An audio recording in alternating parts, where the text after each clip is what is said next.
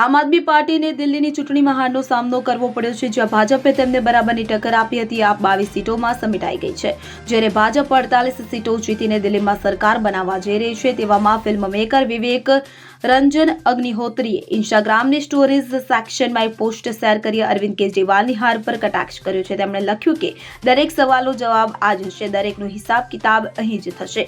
આ સાથે વિવેક રંજને દિલ્હી વિધાનસભાની એક જૂની તસવીર પણ શેર કરી છે, જેમાં અરવિંદ કેજરીવાલ ઉભેલા દેખાય છે. મહત્વનું છે કે વિવેક રંજન સોશિયલ મીડિયા પર હંમેશા નવી પોસ્ટ સાથે ફેન્સને ખુશ કરતા હોય છે. તેમણે આ અગાઉ દિલ્હી વિધાનસભા ચૂંટણીને દિવસે 5 ફેબ્રુઆરીના રોજ એક વિડીયો શેર કર્યો હતો.